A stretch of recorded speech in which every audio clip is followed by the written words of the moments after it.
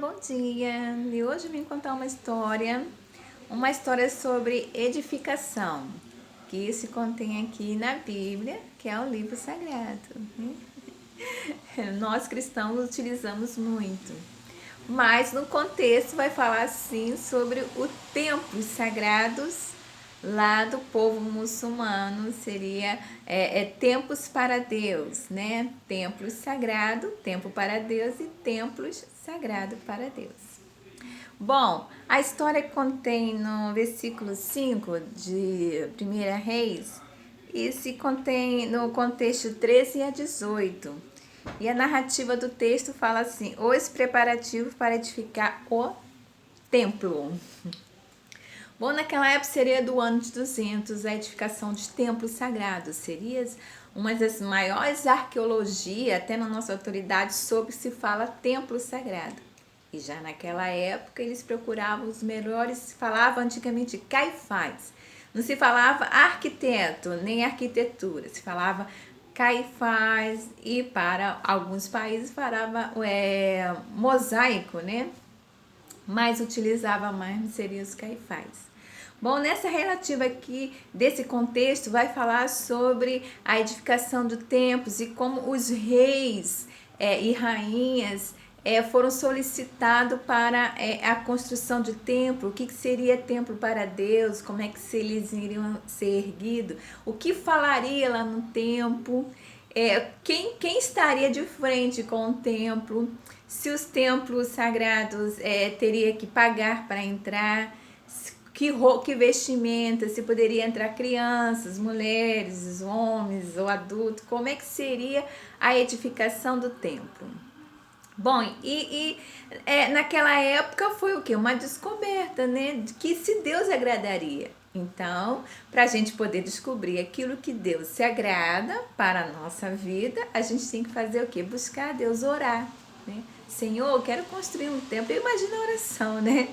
Seria a oração dos servos de Deus, de sentinela, dos profetas.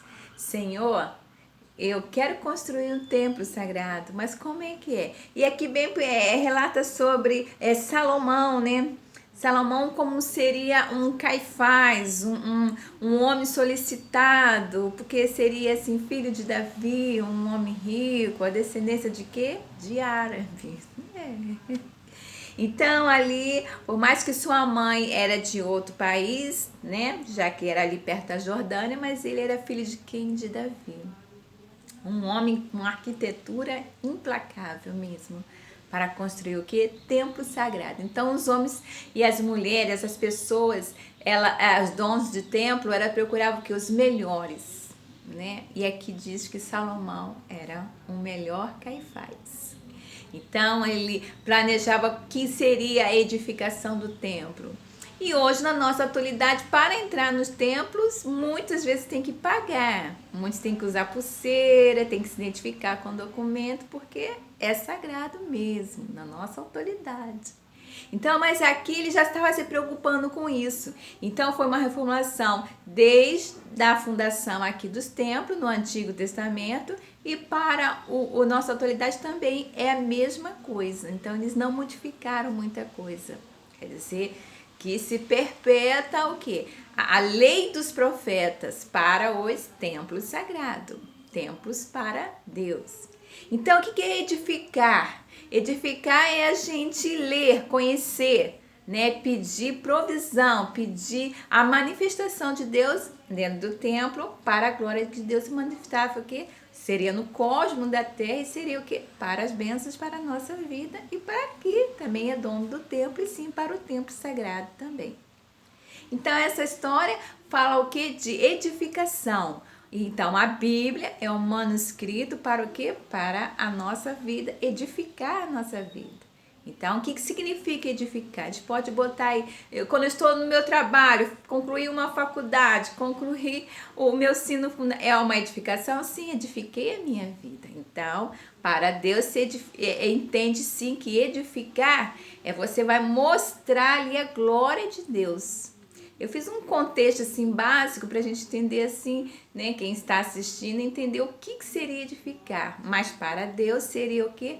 a honrarias para Deus. Seria a quem entrasse ali daria o que? Honras para Deus, porque Deus manifesta o que?